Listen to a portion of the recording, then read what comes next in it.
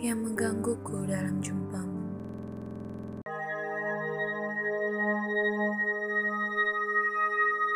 Rabi'atul Adawiyah, Juhud karena cinta. Rabi'atul Adawiyah adalah seorang zahid perempuan yang amat besar. Contoh-contoh yang beliau tinggalkan dalam hidupnya: beliau telah meninggalkan dunia dalam tahun 1805 Hijriah. Tingkat kehidupan zuhud yang tadinya direncanakan oleh Hasan Basri, yaitu takut dan pengharapan, telah dinaikkan oleh Rabi'ah kepada zuhud karena cinta. Cinta yang suci murni itu lebih tinggi daripada takut dan pengharapan. Cinta yang suci murni tidaklah mengharapkan apa-apa. Menurut riwayat dari Imam Syarani, pada suatu masa adalah seorang yang menyebut-nyebut ajab siksa neraka di hadapan Rabi'ah. Maka pingsanlah beliau lantaran mendengar itu. Pingsan di dalam menyebut-nyebut istighfar, memohonkan ampunan Tuhan.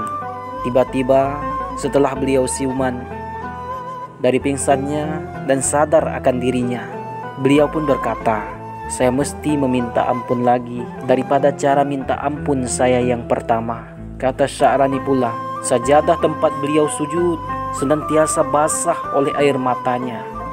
Beliau sejaman dengan Sufyan Tsauri, murid yang terkenal dari Hasan Basri. Pada suatu hari didengarnya Sufyan mengeluh, "Wahai sedihnya hatiku," yaitu kesedihan sufi yang telah diwariskan oleh gurunya. Mendengar itu berkatalah Rabi'ah, "Kesedihan kita masih sedikit sekali. Karena kalau benar-benar kita bersedih, kita tidak ada di dunia ini lagi." Cinta murni kepada Tuhan, itulah puncak tasawuf Rabi'ah. Pantun-pantun kecintaan kepada ilahi yang kemudiannya banyak keluar dari ucapan sufi. Ucapan sufi yang besar sebagai Faridun Al-Atar, Ibnul Farid, Al-Halaj, Jalaluddin Rumi, dan lain-lain telah dimulai lebih dahulu oleh Rabi'ah. Setengah dari syairnya ialah, "Aku cinta padamu dua macam cinta, cinta rindu dan cinta karena engkau berhak menerima cintaku. Adapun cinta karena engkau, hanya engkau yang aku kenang, tiada lain. Adapun cinta karena engkau berhak menerimanya, agar engkau bukakan bagiku hijab, supaya aku dapat melihat engkau. Pujian atas kedua perkara itu adalah bagimu sendiri." Al-Ghazali memberikan pendapatnya atas syair itu demikian. Barangkali yang beliau maksud dengan cinta kerinduan ialah cinta akan Allah karena ihsan dan nikmatnya di atas dirinya, karena Allah telah menganugerahinya hidup sehingga dia dapat menyebut namanya yang kian sehari kian terbuka baginya. Maka itulah cinta yang setinggi-tingginya. Dan cinta yang timbul kepada Tuhan karena merenungi keindahannya. Jamal. Itulah yang pernah disabdakan Rasulullah SAW dalam satu hadis qudsi, "Aku sediakan bagi hambaku yang saleh barang yang mata belum pernah melihat, telinga belum pernah mendengar, dan belum pernah tercatir di hati seorang manusia jua, dan belum pernah tercatir di hati seorang manusia jua pun. Kujadikan engkau teman bercakap dalam hatiku. Tubuh kasarku biar ku cakap dengan yang duduk. Jisimku biar bercengkerama dengan taulanku. Isi hatiku hanyalah tetap engkau sendiri." Dan fatwa beliau jua, "Engkau durhaka kepada Tuhan di dalam batin, tetapi lidah engkau menyebut taat kepadanya. Demi umurku, ini buatan yang ganjil amat. Jika cinta sejati, tentu kau turut apa perintah. Karena pecinta ke yang dicinta, taat dan patuh. Dalam syair-syair yang masyhur itu, nyatalah kemana tujuan juhud Rabi'ah, yaitu kepada Tuhan karena Tuhan, bukan kepada Tuhan karena mengharap. Baginya, soal surga atau soal neraka adalah soal nomor 2 atau bukan soal sama sekali. Sebab cinta itu sendiri sudahlah suatu nikmat yang paling lezat. Tidak ada yang mengatasinya lagi. Cinta dibaginya atas 2 tingkat. Pertama, cinta karena kerinduan. Dirindui sebab dia memang puncaknya segala kerinduan, sehingga tidak ada lagi yang lain yang jadi buah kenangannya dan buah tuturnya, melainkan Tuhan, Allah, Rabbi.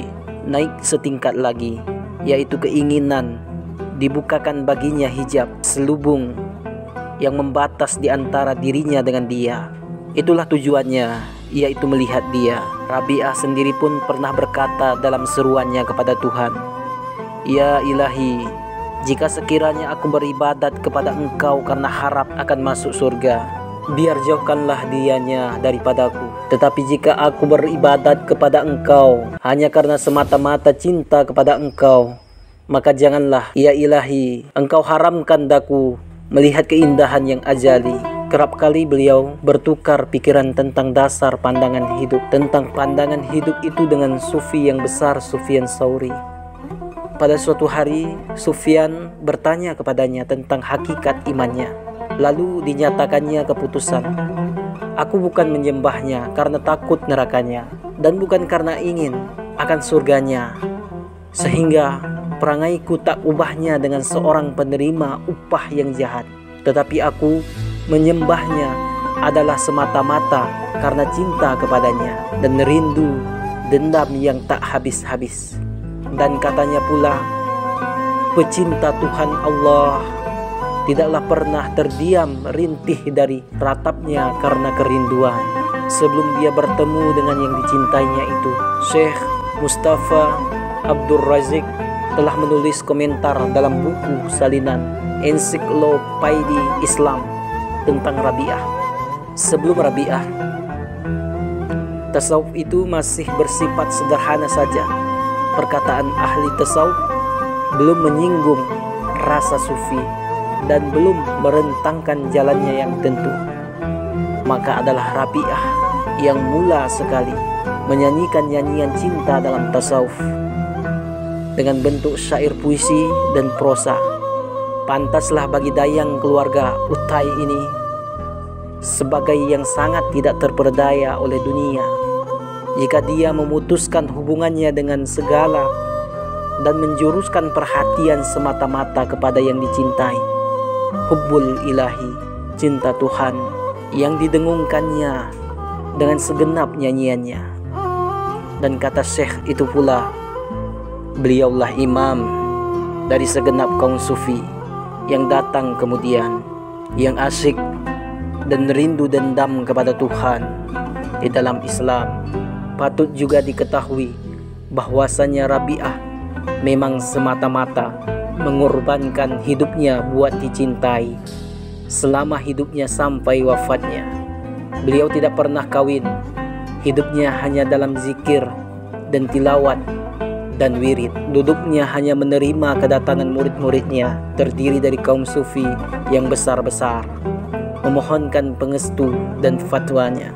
Kehidupannya adalah tafsir dari ayat Quran yang jelas-jelas melukiskan hubungan cinta di antara Tuhan dengan hambanya. Wahai orang-orang yang percaya, barang siapa yang murtad di antara kamu dari agamanya, didatangkan Tuhan suatu kaum akan gantinya, yang Tuhan cinta kepada mereka dan mereka cinta kepada Tuhan, yang merendahkan diri kepada sesama mukmin dan bersikap keras terhadap yang kafir, yang berjuang pada jalan Allah dan tidak merasa takut akan cercanya orang-orang yang durjana. Itulah anugerah Allah yang dilimpah karuniakannya kepada siapa yang dikehendakinya, dan Allah Maha mengetahui. Al-Maidah ayat 54.